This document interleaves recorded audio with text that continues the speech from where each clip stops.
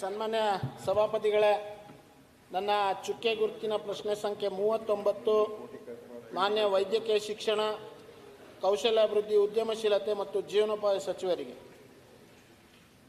ಸಭಾಪತಿಗಳೇ, ಉತ್ತರವನ್ನು ಒದಗಿಸಲಾಗಿದೆ. ಮಾನ್ಯ ಸಭಾಪತಿಗಳೇ, ಸಚಿವರು ಉತ್ತರವನ್ನು ಒದಗಿಸಿದ್ದಾರೆ. ನನ್ನ ಪ್ರಶ್ನೆ ಇದ್ದಂಥದ್ದು, ರಾಜ್ಯದಲ್ಲಿ ಕಳೆದ 2 ವರ್ಷಗಳಲ್ಲಿ ಎಷ್ಟು ವಿದ್ಯಾರ್ಥಿಗಳು ಪದವಿಯನ್ನು ಪಡೆದಿದ್ದಾರೆ ಅನ್ನುವಂಥ ಮಾಹಿತಿಯನ್ನು ಕೇಳಿ, ಆ ಪದವಿಯನ್ನು ಪಡೆದಂಥವ್ರಿಗೆ ಈ ಸರ್ಕಾರದ ಒಂದು ಯೋಜನೆ ಆದಂಥ ಯುವ ನಿಧಿಯಲ್ಲಿ ಎಷ್ಟು ಜನಕ್ಕೆ ಆ ಯುವ ನಿಧಿಯನ್ನು ವಿತರಣೆ ಮಾಡಲಾಗ್ತಾ ಇದೆ ಅಂತೇಳಿ ಮಾನ್ಯ ಸಚಿವರು ಕೊಟ್ಟಿರುವಂಥ ಉತ್ತರದಲ್ಲಿ ಬರೀ ಪದವಿಯನ್ನು ಪಡೆದಂಥವರು, ಡಿಪ್ಲೊಮಾ ಬಿಟ್ಟು ಮತ್ತು ಸ್ನಾತಕೋತ್ತರ ಪದವಿಯನ್ನು ಬಿಟ್ಟು ಸುಮಾರು 8,87,395 ಅಂತೇಳಿ ಒಟ್ಟು ಸಂಖ್ಯೆ ಇದೆ. ಅದರಲ್ಲಿ ಯುವ ನಿಧಿಯನ್ನು 1,81,690 ಜನ ಪದವೀಧರರು ಅದಕ್ಕೆ ನೋಂದಣಿ ಮಾಡಿದ್ರು ಕೂಡ 1,45,978 ಜನರಿಗೆ ಕೊಟ್ಟಿದ್ದೇವೆ ಅಂತ ಕೇಳ್ತೇನೆ. ನಂದು ಮಾನ್ಯ ಸಚಿವರಲ್ಲಿ 2 ಪ್ರಶ್ನೆ. ಈಗ ಡಿಪ್ಲೊಮಾ ಮತ್ತು ಸ್ನಾತಕೋತ್ತರ ಪದವಿ 2 ಸೇರಿದ್ರೆ ಇದು 12-13 ಲಕ್ಷ ತನಕ ಹೋಗುತ್ತೆ. ಅಷ್ಟು ಪದವೀಧರರು ಆಗ್ತಾ ಇದ್ರು ಕೂಡ ಅದೇ ಕೊಟ್ಟಿರೋಂಥದ್ದು ಕೇವಲ 10-12% ಅಷ್ಟೇ ನೋಂದಣಿ ಆಗಿದೆ ಮಾನ್ಯ ಸಭಾಪತಿಗಳೇ.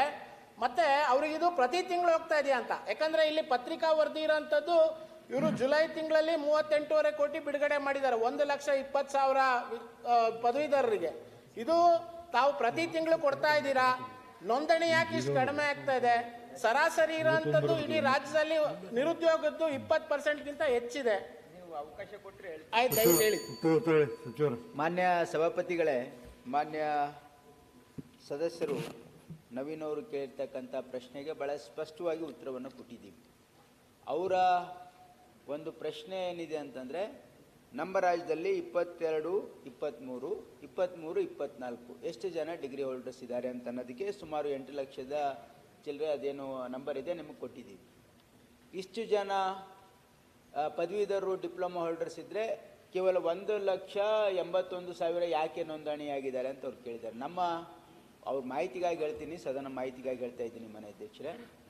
ನಮ್ಮ ಗ್ಯಾರಂಟಿ ಘೋಷಣೆ ಮಾಡಿದಾಗ ನಾವು ಏನು ಹೇಳಿದ್ವಿ ಅಂದರೆ 23-24ನೇ ಸಾಲಿನಲ್ಲಿ ಯಾರು ಡಿಗ್ರಿ ಪಾಸ್ ಆಗ್ತಾರೆ, ಡಿಗ್ರಿ ಪಾಸ್ ಆಗಿ 6 ತಿಂಗಳ ನಂತರ ಯಾರಿಗೆ ಉನ್ನತ ಶಿಕ್ಷಣಕ್ಕೆ ಹೋಗೋದಿಲ್ಲ, ಯಾರಿಗೆ ನೌಕರಿಗಳು ಸಿಗೋದಿಲ್ಲ, ಅವರಿಗೆ ನಾವು ಯುವ ನಿಧಿ ಅವರು ಎಲಿಜಿಬಲ್ ಇರ್ತಾರೆ ಅಂತ ಹೇಳಿದ್ದೀವಿ.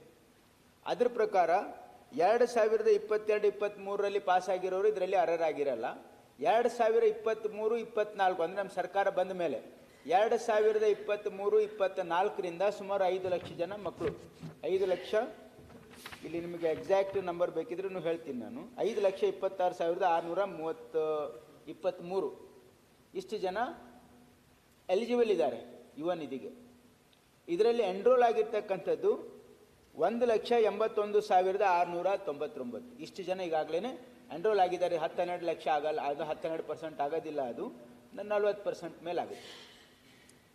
ಮಿಕ್ಕಿಯವರು ಮಾನ್ಯ ಅಧ್ಯಕ್ಷರೇ, ನಮ್ಮ ಈ Yuva Nidhi scheme one of the guarantees ಇದು ಏನಿದೆ ಅಂದರೆ, ಇದು ಸೆಲ್ಫ್ ಕ್ಲೇಮ್ ಅಂದರೆ ಅವರು ಅರ್ಜಿ ಹಾಕಬೇಕು ಆನ್ಲೈನ್. ಯಾರ್ಯಾರು ಅರ್ಜಿ ಹಾಕಿದ್ದಾರೆ ಅವ್ರಿಗೆಲ್ರಿಗೂ ಕೊಡ್ತಕ್ಕಂಥದ್ದು ನಮ್ಮ ಪ್ರಯತ್ನ ಇದೆ. ಅದರಲ್ಲಿ ಕೆಲವೊಂದು ವೆರಿಫಿಕೇಷನ್ಸ್ ಇದೆ. ಏನಂದರೆ ಅವರು ಅರ್ಜಿ ಹಾಕಿದ ಮೇಲೆ ನಾವು NADಯಿಂದ ನಾವು ಡಿಪಾಸಿಟ್ರಿ ಇದೆ, ನ್ಯಾಷನಲ್ ಅಕಾಡೆಮಿಕ್ ಡಿಪಾಸಿಟ್ರಿಯಲ್ಲಿ ಎಲ್ಲ ಯೂನಿವರ್ಸಿಟೀಸು ಡಿಗ್ರಿ ಸರ್ಟಿಫಿಕೇಟ್ಸನ್ನೆಲ್ಲ ಡಿಪಾಸಿಟ್ ಮಾಡ್ತಾರೆ. ಅದಕ್ಕೆ ಇದು ಆನ್ಲೈನ್ ಇದೆ, ಆಟೋಮೆಟಿಕ್ ಇದೆ. ಇದು ಯಾರು ಹೋಗಿ ಪರ್ಸನಲ್ ವೆರಿಫಿಕೇಶನ್ ಬೇಕಾಗಿಲ್ಲ. ನೀವು ಅರ್ಜಿ ಆದ ತಕ್ಷಣ NADಯಿಂದ ನಾವು ತರಿಸ್ತಾ ಇದ್ದೀವಿ. ಇದರಲ್ಲಿ ಸುಮಾರು 1,45,978 ಜನರದು ವೆರಿಫಿಕೇಶನ್ ಆಗಿದೆ, ಅವರಿಗೆ ಯುವ ನಿಧಿ ಹಣನೂ ಹೋಗಿದೆ. ಅದಾದಮೇಲೆ 35,721 ಜನರಿಗೆ ಯಾಕೆ ಸಿಕ್ಕಿಲ್ಲ ಅಂತ ನಿಮ್ಮ ಪ್ರಶ್ನೆ ಇದೆಯಲ್ಲ, ಇದರಲ್ಲಿ ಏನಾಗಿದೆ, ಅವ್ರದ್ದು ಡಾಕ್ಯುಮೆಂಟ್ ವೆರಿಫಿಕೇಶನ್ ಆಗಿಲ್ಲ. ಇಷ್ಟಂದ್ರೆ 16,891. ಯಾಕಂದರೆ ಸ್ಯಾಟ್ಸಲ್ಲಿ ಅಂದರೆ SSLC ಸರ್ಟಿಫಿಕೇಟು ಸ್ಯಾಟ್ಸಲ್ಲಿ ಡಿಪಾಸಿಟ್ ಆಗಿರದೇ ಇದ್ದರೆ ಅವ್ರದ್ದು ವೆರಿಫಿಕೇಶನ್ ಆಗಿರಲ್ಲ. ಅದು ಫಿಸಿಕಲ್ ವೆರಿಫಿಕೇಷನ್ಗೆ ಹೋಗಿರುತ್ತೆ. DDPI ಹತ್ರ ಫಿಸಿಕಲ್ ವೆರಿಫಿಕೇಷನ್ಗೆ ಹೋಗಿದೆ. ಅಲ್ಲಿ DDPU ಹತ್ರ 2,500, DDPIಯಿಂದ 10,500 ಮತ್ತು ಇನ್ನು ಎಂಪ್ಲಾಯ್ಮೆಂಟ್ ಆಫೀಸರ್ಸಲ್ಲಿ ಸುಮಾರು 2,500 ಇದು ಅಪ್ಲಿಕೇಶನ್ಸ್ ಇದೆ.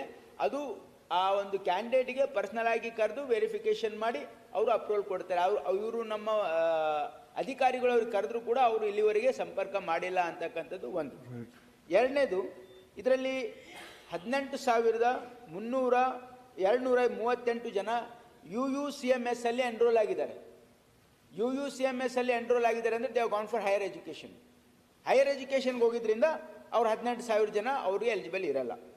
ಆಮೇಲೆ ಇದರಲ್ಲಿ ಇನ್ಕಮ್ ಟ್ಯಾಕ್ಸು GST ಇದರಲ್ಲೂ ಕೂಡ ಯಾರು ನೋಂದಣಿ ಆಗಿದ್ದಾರಲ್ಲ 277 ಜನ ಅವರು ಎಲಿಜಿಬಲ್ ಇರಲ್ಲ. ಆಮೇಲೆ ಸೆಲ್ಫ್ ಡಿಕ್ಲರೇಷನ್ ಕೊಟ್ಟಿಲ್ಲ. ನಮ್ಮಲ್ಲಿ ಏನಿದೆ, ಪ್ರತಿ ತಿಂಗಳು ಸೆಲ್ಫ್ ಡಿಕ್ಲರೇಷನ್ ಕೊಡಬೇಕು. ಅವ್ರು ನೋ ಅಂತ ಕೊಟ್ಟಿದ್ರಿಂದ 318 ಆಗಿಲ್ಲ.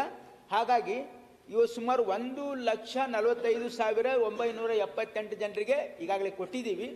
ಕೆಲವು ಜನರಿಗೆ ಇನ್ನೂ ಎಲ್ರಿಗೂ ರೆಗ್ಯುಲರ್ ಪ್ರತಿ ತಿಂಗಳು ಕೊಡ್ತಾ ಇದ್ದೀವಿ. ಇದರಲ್ಲಿ ಏನಿದೆ, ಇದರಲ್ಲಿ ಏನಿದೆ ಅಂದರೆ ಪ್ರತಿ ತಿಂಗಳು ಅವರು ಇದರಲ್ಲಿ ಹೇಳಬೇಕು ಎಸ್ ಆರ್ ನೋ ಅಂತ. ಅಂದರೆ ನಮಗೆ ನೆಕ್ಸ್ಟ್ ಮಂತ್ ಬೇಕು ಇಲ್ಲ ಅಂತ. ಯಾಕಂದ್ರೆ ಆಪ್ಷನ್ ಅವ್ರಿಗಿದೆ. ಹಾಗಾಗಿ ಅದರಲ್ಲಿ ಏನಾಗಿದೆ, ಕೆಲವು ಜನ ಎಸ್ ನೋ ಅಂತ ಕೊಟ್ಟು ಬಿಟ್ಟಿದ್ದಾರೆ, ಎಸ್ ಅಂತ ಮಾಡಿಲ್ಲ. ಅದಕ್ಕೂ ಸ್ವಲ್ಪ ಒಂದು 30,000-35 ಸಾವಿರ ಜನ ಪೆಂಡಿಂಗ್ ಇರುತ್ತೆ. ಅವ್ರು ಎಸ್ ಅಂತ ಕೊಟ್ಟ ತಕ್ಷಣ ಆಟೋಮೆಟಿಕ್ಲಿ ಅವರಿಗೆ ಡೆಬಿಟ್ ಆಗುತ್ತೆ. ಸರ್ ಮೊನ್ನೆ ಏನಿಲ್ಲ ಸಚಿವರೇ, ಏನಿಲ್ಲ ಒಂದು ತಾವು ಹೇಳಿದ್ದೀರಾ ಅಲ್ಲ, ತಾವು ಕ್ಲಾರಿಫಿಕೇಶನ್ ಹೇಳಿದ್ದೀರಾ. ನಾನು ಮತ್ತೊಂದ್ಸರಿ ತಮ್ಮ ಮೂಲಕ ಸದನದ ಇದು ಪ್ರತಿ ತಿಂಗಳು ನೀವು ಆಗ್ತಾ ಇದ್ದೀರಾ ದುಡ್ಡನ್ನ? ಎಷ್ಟನೇ ತಾರೀಕು ಆಗ್ತಾ ಇದ್ದೀವಿ? ಪ್ರತಿ ತಿಂಗಳು ಅದನ್ನ ಡೇಟ್ಸ್ ನಿಮಗೆ ಕೊಡ್ತೀನಿ. ಪ್ರತಿ ತಿಂಗಳು ನಾವು ಸಚಿವರ ಡಿಸ್ಕಷನ್ ಮಾಡಬೇಡಿ, ಕೊಡ್ತಾ ಇದ್ದೀವಿ. ಡೀಟೇಲ್ ಆಗಿ ಕಳಿಸ್ತೀನಿ. ಪ್ರತಿ ತಿಂಗಳು ಕೊಡ್ತಾ ಇದ್ದೀವಿ.